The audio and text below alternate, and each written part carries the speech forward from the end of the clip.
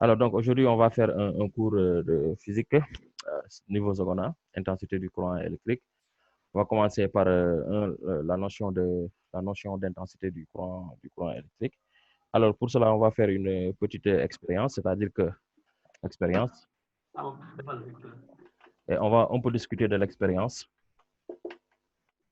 Alors, cette expérience, il s'agit de quoi? On a un générateur branché à un interrupteur avec un résisteur L et un rhéostat. Alors, donc, voici le générateur. Voici l'interrupteur K.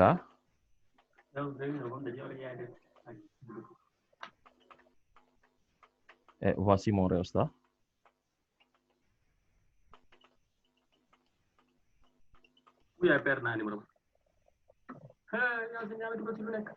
Alors, là, il y a une lampe L. Et voici ce qu'on a. Voici l'expérience. Alors, donc, ici, qu'est-ce qui se passe? Le rhéostat là, ça c'est un curseur, le curseur du rhéostat. Yacine, ton micro s'il te plaît. Le curseur du rhéostat.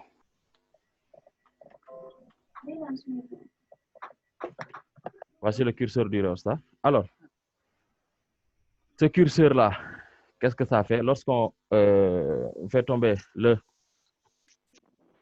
l'interrupteur K, voici le générateur G, pôle plus et pôle négatif. Donc, c'est ici que sort le courant. On fait descendre l'interrupteur K. Et qu'est-ce qui se passe? C'est que l'observation qu'on fait ici, c'est lorsque l'interrupteur est fermé. L'interrupteur est fermé, c'est-à-dire qu'elle va quitter cette position 1 là pour venir vers la position 2. C'est-à-dire que maintenant, on est là. OK? Lorsque l'interrupteur quitte la position 1 pour venir à la position 2, lorsque l'interrupteur est fermé, c'est-à-dire, et en faisant glisser le curseur du rhéostat, c'est-à-dire que ce curseur-là, on l'a fait glisser comme ça, on peut la faire glisser comme ça. Alors, qu'est-ce qui se passe? On remarque que la lampe devient de plus en plus éclairée dans un sens et le contraire dans l'autre sens. C'est-à-dire que lorsqu'on prend notre curseur, on déplace ça vers la gauche, la lampe devient de plus en plus éclairée. Et lorsqu'on prend notre curseur, on déplace ça vers la droite, la lampe devient de moins en moins éclairée. Donc, voici l'observation qu'on a fait. Maintenant, dans une expérience, on fait une observation, ensuite on interprète. Alors, l'interprétation qu'on va faire ici, c'est simple. C'est-à-dire quoi? C'est-à-dire qu'en agissant sur le curseur du rhéostat, on augmente le débit des porteurs de charge dans un sens et dans l'autre sens, on diminue. Alors, le débit des porteurs de charge. Vous avez tous vu que lorsque je vous ai donné le cours sur généralité sur le courant électrique, on avait défini un courant électrique, c'est-à-dire c'est un déplacement de porteurs de charge. C'est-à-dire que si on a notre conducteur qui est comme ça,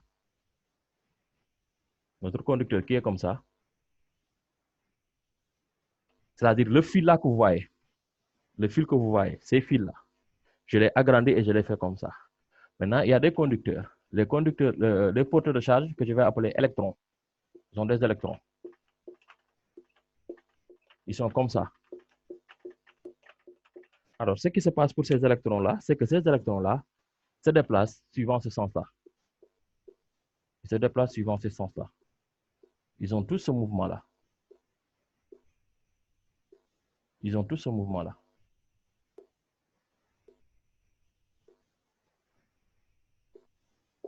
Voilà. Et lorsque les élections, ici, c'est A, ici c'est le point A, ici c'est le point B, les électrons se déplacent de B vers A. Alors, si les électrons se déplacent de B vers A, alors il faut savoir qu'il y a un courant qui circule dans le sens contraire de déplacement des porteurs de charge. C'est-à-dire qu'ici, il y aura un courant qui circule de A vers B. Et notre courant est là, I. Alors, qu'est-ce qui se passe avec le rhéostat?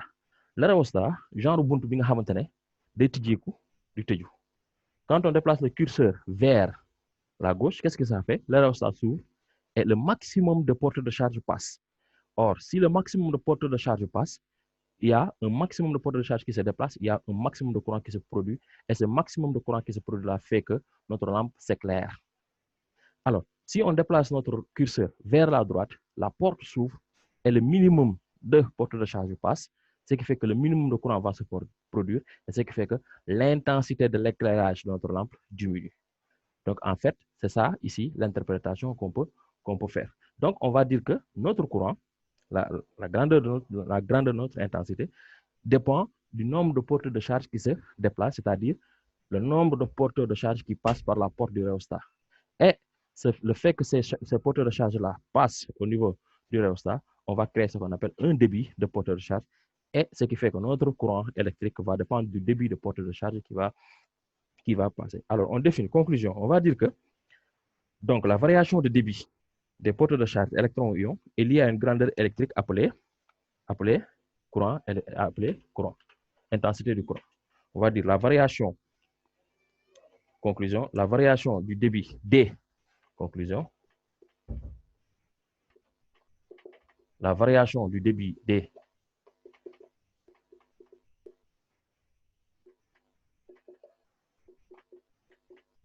le débit D, on va voir l'expression du débit des porteurs de charge. Alors, des porteurs de charge. Alors, les porteurs de charge, ils peuvent être des électrons ou des ions. Des électrons ou des ions est lié à une grandeur électrique appelée intensité du courant. Est lié à une grandeur électrique est lié à une grandeur électrique et est lié à une grandeur électrique appelée intensité du courant. Appelée intensité du courant.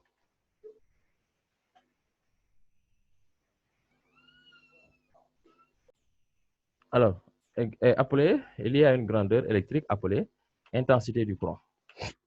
Excusez-moi.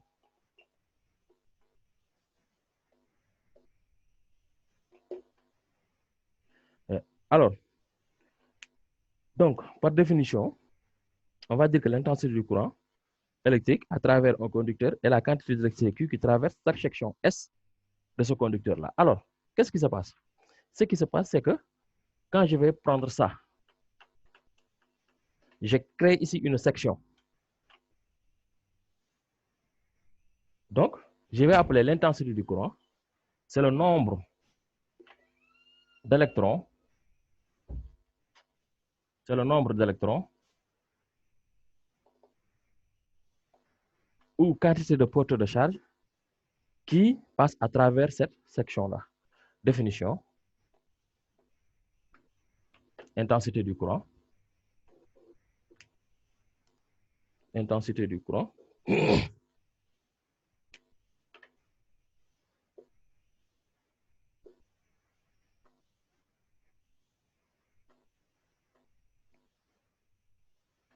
Alors, on va définir l'intensité du courant comme étant quoi? Comme étant le nombre de la quantité d'électricité, c'est la quantité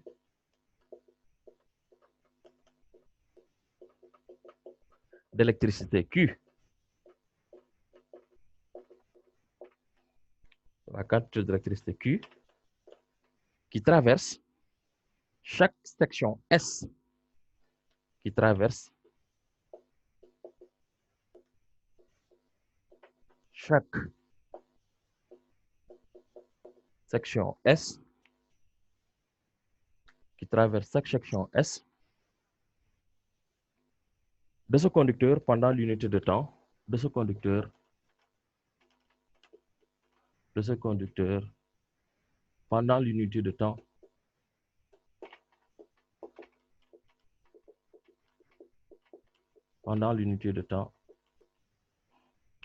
delta de t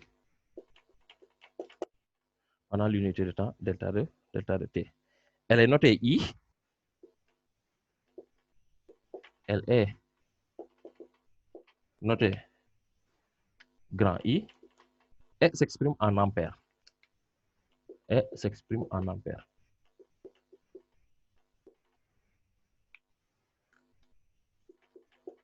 En ampères A. On va écrire ampères. Et on va voir I égale Q sur T. I égale Q sur T. I égale à Q sur T. T, c'est le temps ou la variation de temps.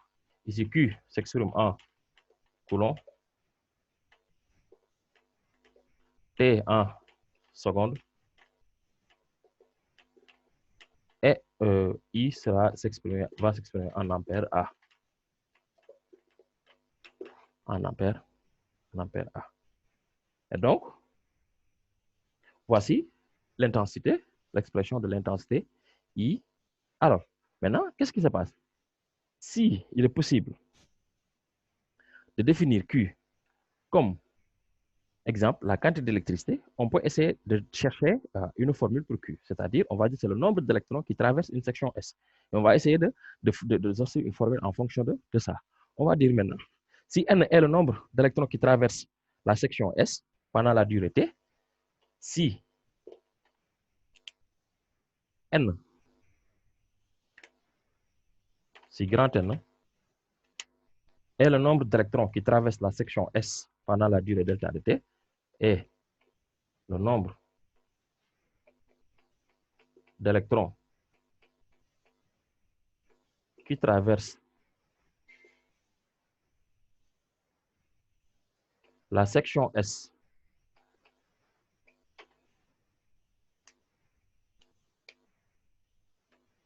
pendant la durée delta de T, je vais effacer de l'autre côté.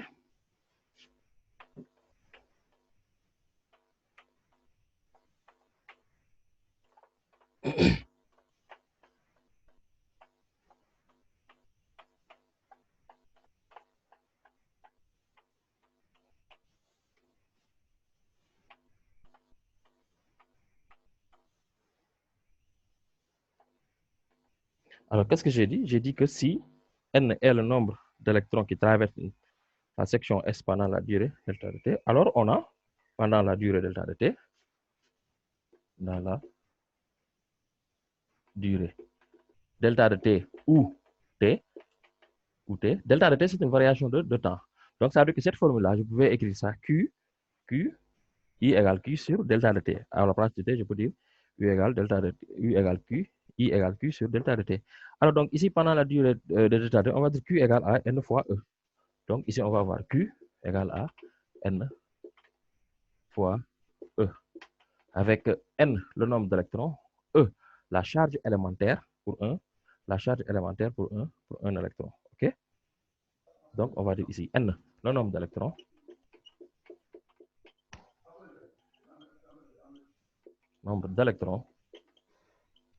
E, charge élémentaire,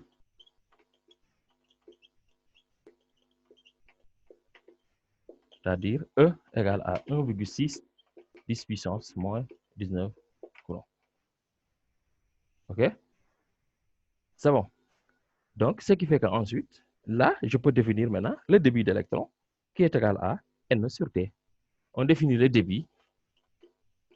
On définit le débit d'électrons D comme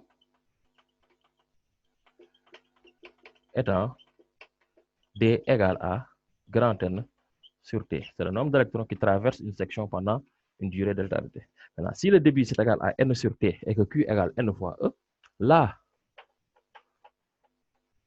ce que je peux faire, c'est quoi?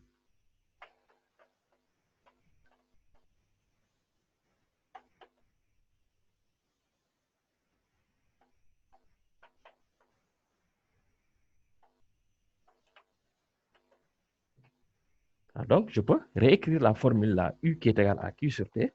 On a I qui est égal à Q sur T, qui va devenir N fois E sur T.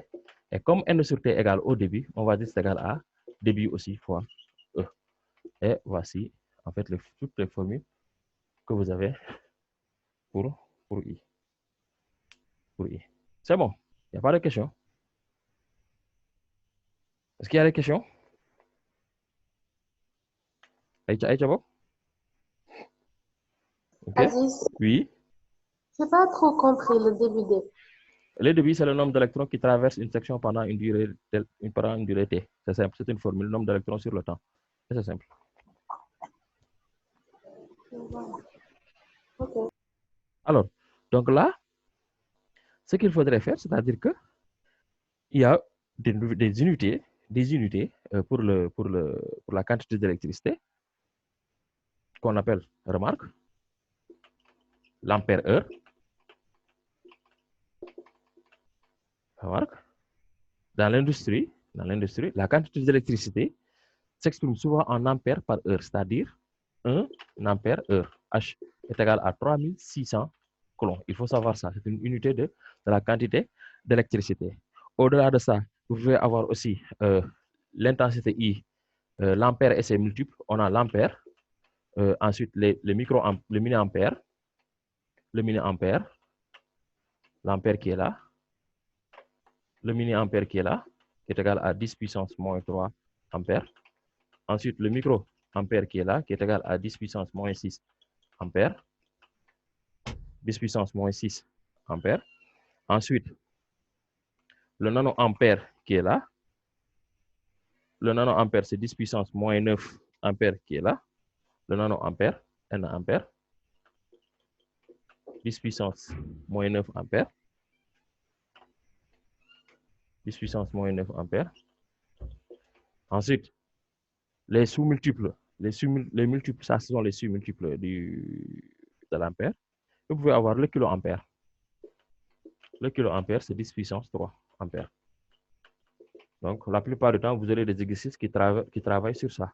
Donc, quand vous avez 1 kiloampère, il ne faut pas que il ne faut pas avoir peur. Même pour certains ordres de grandeur, exemple, quand on regarde le fer à repasser, on utilise là-bas de 3 à 6 ampères. Quand on regarde la télévision, le tube de télévision, là, c'est 10 à 20 000 ampères. Les démarreurs d'automobile, là, c'est 5 à 100 ampères. La foudre, qui peut aller jusqu'à 10 kA. Et les lampes à incandescence, 0,1 à 5 ampères. Alors, donc, il y a des exercices d'application que je vais donner au niveau du support de cours, du support du cours. Donc là, c'est simple. Ce qu'il faudrait faire, c'est lire l'exercice. Il y a la correction. Il y a la correction de l'exercice.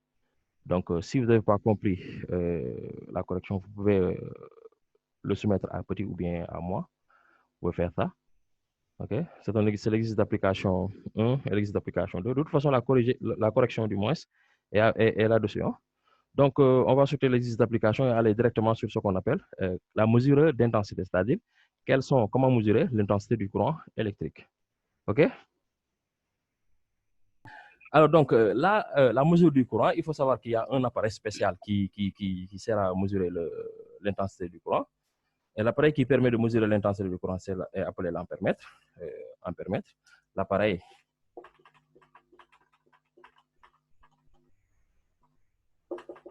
qui sert à mesurer, qui mesure l'intensité du courant électrique est appelé l'ampèremètre. L'intensité du courant électrique et je vais l'écrire dans une autre couleur, l'ampèremètre.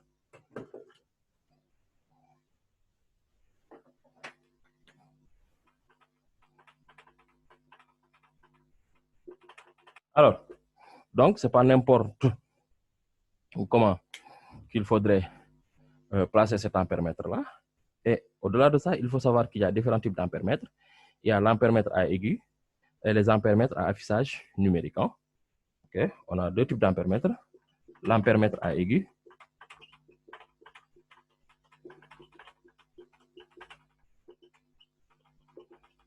Quand vous regardez, c'est un appareil qui est comme ça. OK? Et il y a un cadre qui est comme ça et il y a une aiguille qui est comme ça. Maintenant, il y a des indications au niveau d'ici et il y a des genres de branchements. OK? Elle est comme ça. On branche des fils ici, on branche ça sur ce qu'il y a à mesurer. Ensuite, l'aiguille va dévier d'une valeur à une autre et on aura notre valeur. OK? Maintenant, il y a ici des boutons qu'on va appeler des calibres, des calibrages. Après, on va un peu discuter de ça. Et il y a ce qu'on appelle aussi l'ampèremètre à affichage numérique. L'ampèremètre à affichage numérique. À affichage numérique. Alors, cet ampèremètre à affichage numérique là, maintenant la plupart des gens utilisent ça. C'est juste il n'a pas d'aigu, c'est juste un appareil qui est comme ça. Okay? Il y a un écran qui est là, il y a beaucoup de boutons qui sont ici. Okay? Et qu'est-ce qu'on fait? Notre résultat apparaît ici directement. La valeur de l'intensité du courant apparaît ici. Maintenant, il faut savoir que son symbole normalisé, le symbole normalisé,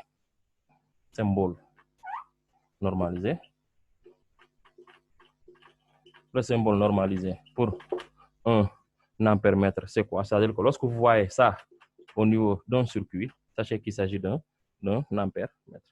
Alors, branchement d'un ampère-mètre. Comment brancher un ampère-mètre? Branchement d'un ampère-mètre.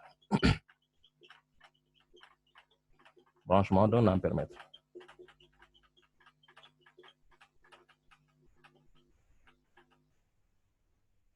Alors, un ampère-mètre est toujours branché en série de sorte que le courant entre sa borne positive, entre par sa borne positive et sort par sa borne négative. OK? Donc, ce qu'il faudrait savoir, l'ampère-mètre est branché en série. L'ampère-mètre est branché en série. L'ampère-mètre est branché en série, de telle sorte que le courant entre par sa borne positive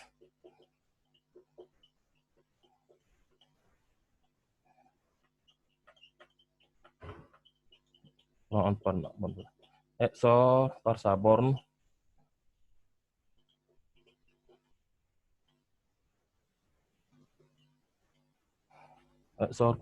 négative. Sa borne positive, là, c'est plus. Sa borne négative, c'est moins. Donc, vous savez ce que c'est que brancher en série. Et pour utiliser un ampère-mètre à aiguille, ce qu'il faudrait faire, il faut repérer le mode courant continu et le mode courant alternatif, choisir l'échelle de lecture et choisir un calibre approprié. Donc, ça, si c'est celui-là, il n'y a pas de souci. Mais pour celui-là, repérer le mode ampère-mètre à aiguille, utilisation, ampère.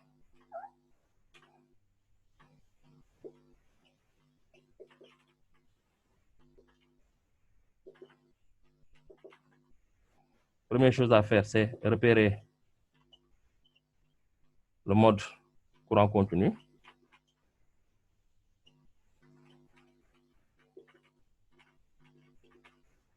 C'est un trait. Ensuite, et le mode courant alternatif. Un courant continu, c'est un courant qui est constant pendant tout le temps de notre expérience ou bien pendant tout le temps de notre manipulation. Alors qu'un courant alternatif, c'est un courant qui varie, qui peut varier en fonction du temps. Un courant alternatif, il y a ce petit schéma-là qui est là-bas. Ensuite, une fois qu'on a fait ça, il faut faire ce qu'on appelle choisir une échelle de lecture. Après, on va y revenir sur tous ces genres de trucs-là. Choisir une échelle de lecture.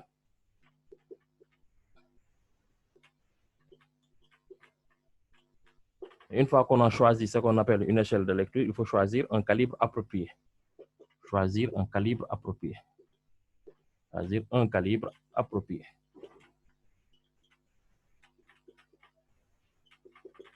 Et c'est bon, c'est comme ça qu'on utilise okay. Alors, que signifie le calibre? Le calibre, ça, il faut savoir que le calibre représente l'intensité maximale que peut mesurer l'ampère-mètre.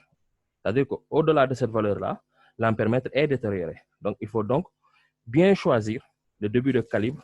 Bon, pour un début de calibre, exemple, je vais vous donner un exemple. Si tu veux aller puiser de l'eau, exemple, tu veux mettre de l'eau dans cette bouteille-là. Tu as l'intention d'aller à la rivière, puiser de l'eau pour le mettre dans cette bouteille-là.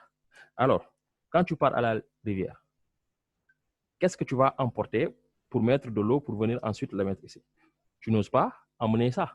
Si tu veux faire qu'un seul voyage, tu n'oses pas dire que je vais remplir ça d'eau, je vais aller à la rivière, je laisse ça à la maison, je pars à la rivière, j'amène ce verre d'eau-là. Si tu amènes ce verre d'eau-là, tu vas remplir ça, tu viens, tu mets dans la bouteille, tu vas repartir force. Parce que ça, la quantité qu'il y a, la quantité d'eau qui sera ici ne sera pas suffisante pour remplir toute la bouteille. Mais ce qui est nécessaire, c'est que pour un premier voyage, ce qu'il faudrait faire, c'est amener une bouteille comme ça. Excusez-moi, je fais de la publicité pour la Casamance, hein? OK? Il faudrait amener une bouteille comme ça. tu amènes une bouteille comme ça, c'est sûr que si tu remplis cette bouteille-là d'eau, arrivé à la maison, tu pourras remplir celle-ci d'eau. Donc, les calibres, c'est ça que ça signifie. Les calibres, c'est la quantité maximale de courant qu'un ampèremètre peut mesurer. Donc, pour une première mesure, il faut prendre une grande valeur, c'est-à-dire un calibre très grand. C'est-à-dire que, pourquoi prendre un calibre très grand? Parce que tu mesures, tu as l'intention de mesurer un courant dont tu ne connais pas sa valeur. Exemple, j'ai envie de mesurer le courant qui circule au niveau de ce portable-là, disons. Je me dis à peu près, je vais prendre un calibre d'exemple 50 ampères. Parce que je sais bel et bien qu'il ne peut pas y avoir un courant de 50 ampères au niveau de cet appareil-là. Je commence par là-bas. Ensuite, au fur et à mesure que je commence pour avoir une mesure plus précise maintenant, j'ai dit que 50 ampères, c'est trop grand. Je vais diminuer à 40, je vais diminuer à 45, et ainsi de suite, jusqu'à avoir le courant qui est ici. Je ne sais pas si vous avez compris ou pas. C'est pourquoi, il faut, pour une première mesure, il faut prendre le calibre le plus grand, puis chercher celui qui donne la plus grande déviation de l'aigu. Alors, il faut savoir que donc, le calibre le plus petit et qui soit supérieur à l'intensité de mesure. Donc, lecture d'intensité. Donc, les calibres là, il ne faut pas jouer avec. Donc, pour mesurer avec un ampèremètre à aigu, il faut repérer le mode courant continu et le mode courant alternatif. Une fois qu'on repère le mode courant alternatif, courant continu, on choisit ce qu'on appelle une échelle de lecture. Une fois que vous choisissez une échelle de lecture, il faut choisir un calibre approprié. Le calibre, c'est une valeur d'intensité, genre, on a expliquer, comme nous l'avons expliqué avec l'eau à la rivière. Ce qu'il faudrait faire, c'est simple, c'est choisir un calibre, une valeur qui est supérieure à la valeur qu'on doit mesurer, malgré qu'on ne sait pas la valeur qu'on doit mesurer, la valeur du courant. On cherche cette valeur-là. Est-ce qu'au moins vous m'avez compris?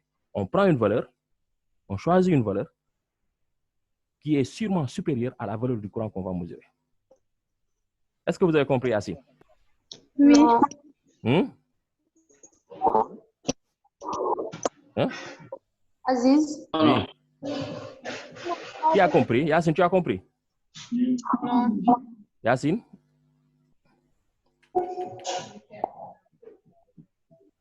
Allô? Yassine, elle n'est pas là. Yassine, tu as compris? Chersek, tu as compris? J'ai compris, oui. Yassine, tu as compris? Essaye d'expliquer à tes camarades, je vais voir. Si c'est possible. Salam alaikum, sis. Oui, Niass, ça va? Nu mu tudd Ana Ndiaye nee na xaw ma day jéem a dugg ci lien bi mais du mun a amul accès. Waxuma mise à jour portable peut-être. D'accord. Yassine, est-ce que tu peux expliquer à tes camarades si possible? Oui, vous avez une mesure. Vous avez? Exemple, je vais donner un autre exemple. Là, j'ai besoin de mesurer le courant qui circule ici. Alors, ce que je vais faire, j'ai mon ampèremètre qui est là. Disons que mon ampèremètre est là. La borne positive de mon ampèremètre est là. La borne négative de mon ampèremètre est là. Et voici l'appareil. Bon, voici A. Et là, il y a des calibres. Il y a 1 ampère, 2 ampères, 3 ampères, 5 ampères. C'est-à-dire que les ça, on va considérer l'ampère là, 1 ampère là, comme un réceptacle. Un réceptacle, c'est-à-dire une bouteille, quelque chose qui va contenir une contenance. C'est soit ça, 1 ampère c'est ça, 2 ampères c'est ça. Ensuite, disons que 5 ampères c'est ça. Maintenant, entre ces calibres-là, lequel vais-je choisir? Je vais d'abord choisir le 5 ampères. Je choisis d'abord le 5 ampères, c'est-à-dire ce gros bouteille-là. Je vais choisir ça. Je vais dire que je vais mesurer en fonction de ça. Pourquoi je choisis celui-là? Je choisis celui-là tout en supposant que le courant qui traverse ce résistor-là pourra se mettre dans cette bouteille-là. C'est-à-dire que le courant qui traverse ce résistor-là est un courant qui est inférieur à 5 ampères-mètres. Est-ce qu'au moins vous avez compris? Calibre, contenance là. Si je choisis une contenance qui est inférieure au courant qui traverse, exemple, Si je choisis cette bouteille-là pour mesurer 20 litres d'eau, est-ce que les 20 litres peuvent être ici? Est-ce que les 20 litres peuvent être ici? Aziz, comme graduation, comme ça. Comme ça, Amé? Vas-y. Mais comme genre ben tube bu ñu gradué comme sooy natt dara daal. Merci beaucoup. Nattukaay la nattukaay bokk maanaam merci nattukaay la. Le calibre nattukaay la.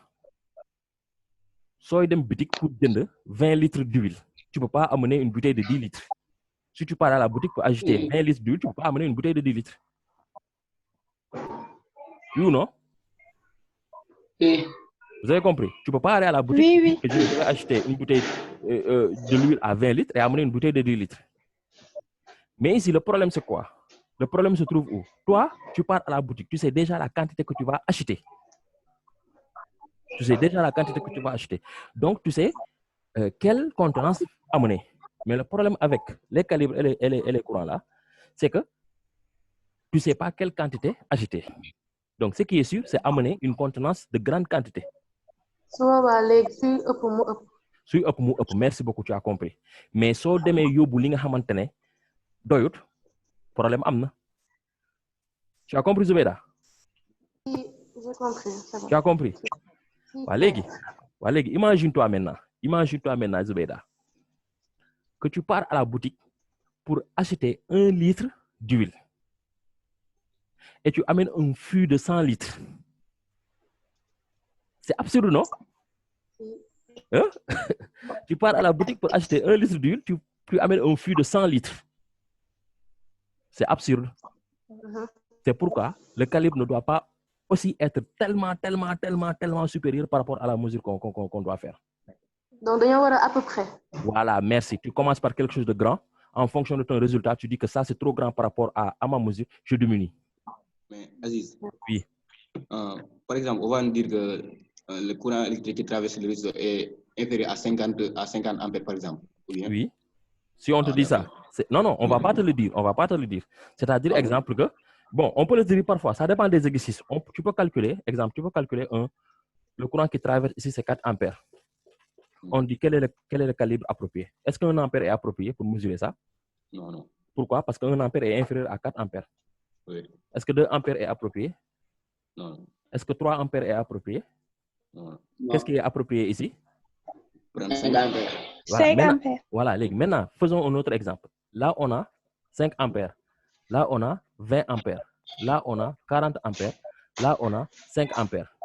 Quelqu'un qui vient te dire que 50 ampères est approprié. C'est vrai, c'est approprié, mais c'est trop grand par rapport à 4 ampères? C'est vrai. Non? Donc, qu'est-ce qui est plus approprié ici parmi toutes ces mesures-là? C'est 5 ampères qui est approprié. Parce que lui, il est plus grand que 4 ampères, mais pas trop grand que par rapport à 50 ampères. Mais si on ne dit pas que c'est 4 ampères, environ 4 ampères, comment procéder? Là, il y aura une méthode qu'il faudrait faire et là, je vais vous expliquer ça après. Ah, d'accord. Tu as compris? L'essentiel, c'est que vous comprenez le sens du calibrage. Ah, oui. OK? D'accord. Oui. Vous avez tous compris? Oui. Voilà, merci beaucoup. Ciao. Good. Allons-y maintenant. Maintenant, une fois qu'on a choisi notre calibre, comment faire pour savoir automatiquement quelle est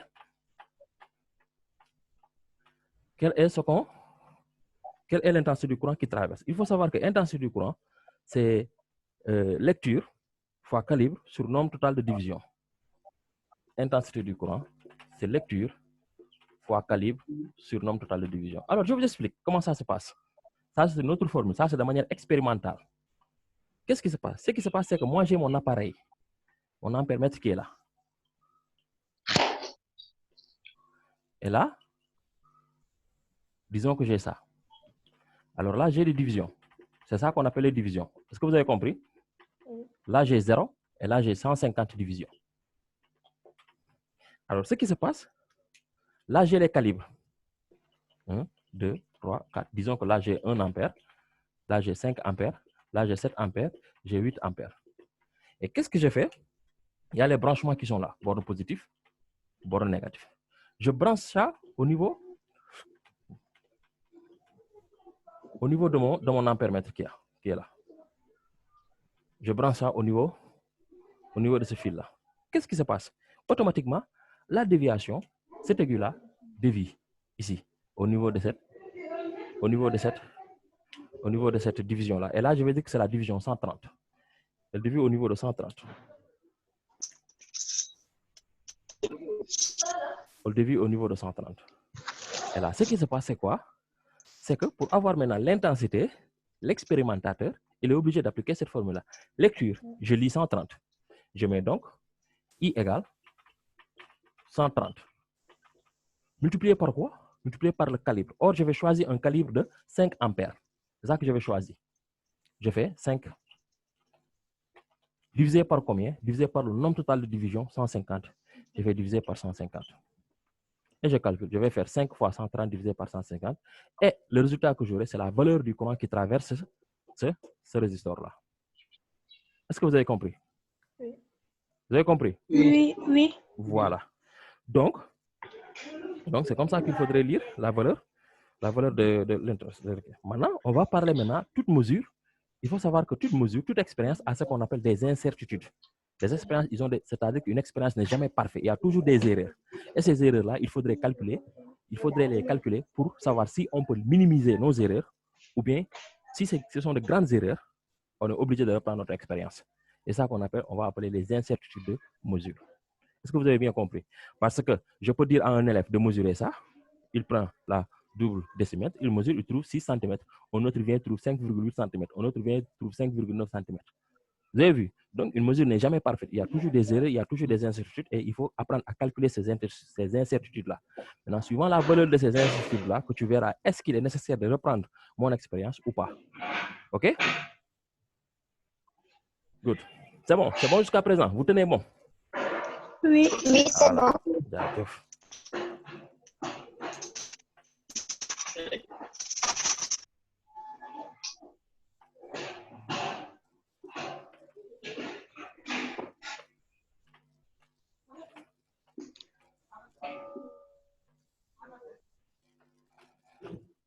Alors donc, ce que je vais faire ici, c'est incertitude de classe. D'abord, on va commencer par incertitude de classe. Incertitude de classe.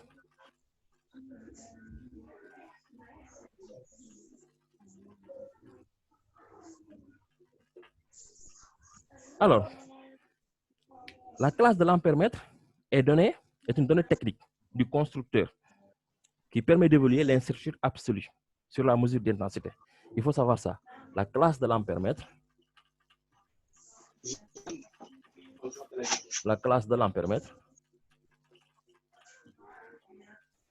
est une donnée technique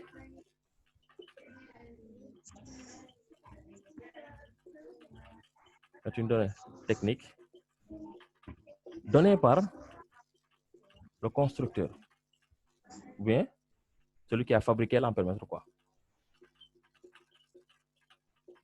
Alors, la classe, qu'est-ce qu'elle nous permet? Elle nous permet d'évaluer la valeur, l'incertitude absolue sur la mesure. Elle permet d'évaluer l'incertitude absolue sur la mesure de l'intensité I. Elle permet d'évaluer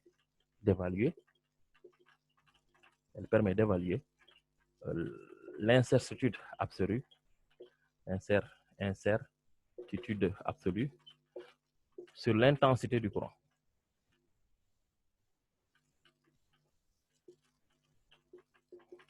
Sur l'intensité I. Et alors, ce qu'on va avoir ici, c'est delta de I, cette incertitude-là, c'est égal à classe fois calibre sur 100. Donc, incertitude absolue du courant, c'est la classe qui est donnée par le constructeur, multipliée par le calibre qu'on a utilisé lors de la mesure, divisé par 100. Divisé par 100. Et à chaque fois, on est obligé de dire que notre courant est comprise entre I plus delta de I et I moins delta de I. I moins delta de I. Ça signifie quoi? Ça signifie que dans ce cadre ici, si j'avais trouvé ici 5 ampères, je calcule delta de I, je trouve 0,5. Je trouve 0,5. Ça veut dire que mon courant I5 est compris entre 5,5 ampères et 4,5 ampères. Cela veut dire qu'un élève qui m'amène un courant de 4,6, il a trouvé. Un élève qui m'amène un courant de 5,2, il a trouvé. Mais celui qui sort de cet intervalle-là, il n'a pas trouvé. C'est l'erreur qu'on nous permet. C'est l'erreur qui nous permet de faire. Est-ce que vous avez au moins compris? Oui. C'est l'erreur qu'on nous permet de faire. OK? Donc, il faut savoir que la classe de l'ampèremètre est donnée par le constructeur que l'on trouve sur l'ampèremètre. Hein? Donc, pour mesurer le résultat, toujours... Aziz, Oui? donc si ñu calculer intensité bi suñu paree il faut ñu vérifier si intensité bi est comprise entre qui pour incertitude de classe. C'est ça que je suis en train de te donner. C'est ça que je suis en train de te dire.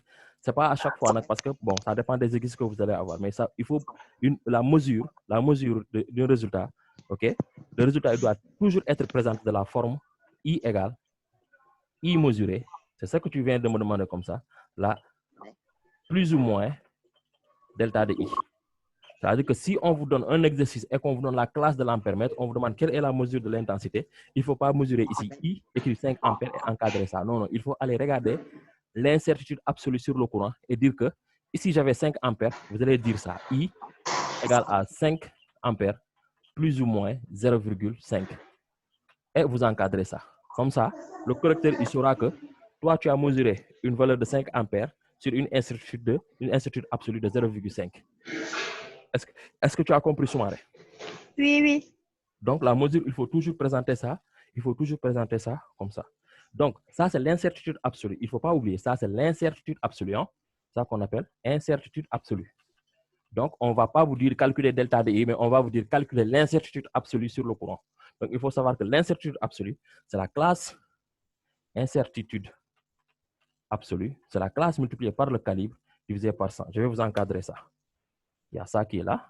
D'abord, il faut toujours savoir ça. Et là, il y a ça.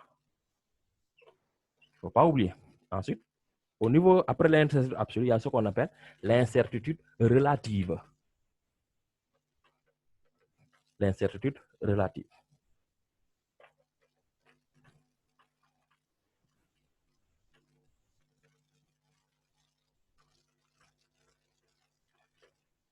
Alors, donc, pour l'incertitude relative, il faut savoir que c'est l'incertitude absolue sur la valeur de I mesurée. Incertitude relative, incertitude relative. Incertitude relative, c'est quoi? C'est égal à, bon, je vais appeler ça incertitude relative. C'est égal à l'incertitude absolue delta de I sur quoi? Sur la valeur de I mesurée. Et c'est ça l'incertitude relative. Donc, c'est ça, en fait. Tout ce que vous devez savoir, c'est les primaires sur l'intensité du courant. Ça, c'est la partie 1. On va s'arrêter là. Maintenant, pour la deuxième, on va faire quelques exercices ensuite. Pour que vous mesure, ensuite, on va attaquer les circuits en série, en parallèle, et les résistances équivalentes et tous ces genres de trucs-là. Une fois qu'on finit avec l'intensité, on attaque la tension. Et ensuite, une dème optique. On va finir le programme, chers amis. On va sincèrement finir le programme. OK? Ne vous inquiétez même pas sur ça. Je vous ai envoyé un message hier pour vous dire qu'on va finir le programme. Et qu'il ne faut pas considérer que vous êtes en vacances. Hein? Il ne faut pas considérer en vacances. Cette période-là, vous n'êtes pas en train d'apprendre. Il y a certains qui ont les moyens de suivre les cours. Il y a d'autres qui n'ont pas les moyens de suivre les cours. Et ces autres-là, on est en train de chercher des solutions pour eux. Parce qu'on veut que tout le monde participe. Parce qu'on ne veut pas que vous allez en première avec nous, avec des lacunes. N'oubliez pas, l'objectif, ce n'est pas de passer avec une moyenne de 17-18. C'est bon, c'est bien bon. Il y en a ceux qui l'ont. Il y a eu ceux qui m'ont présenté des moyennes de 16 ici. C'est bien, je les félicite. Mais moi, la finalité, c'est d'avoir la mention très bien au bac. Et ça se prépare à ce niveau-là, en classe de seconde. Donc, on ne va rien vous lâcher. On va terminer le programme, on va faire des séries, on va faire des devoirs. Maintenant, les devoirs, ils vont se passer comment? Il y a beaucoup d'entre vous qui m'ont demandé comment on va faire les devoirs. C'est simple. On va faire comme on a fait avec les élèves de la première S1 et de la première S2. On vous donne un devoir, on appelle vos parents, ils vont vous surveiller pour une durée. Exemple, les élèves de la première, je leur donne un devoir. À 20h, j'envoie le sujet dans le groupe WhatsApp et je leur dis que vous avez 4 heures de temps et les parents, ils surveillent.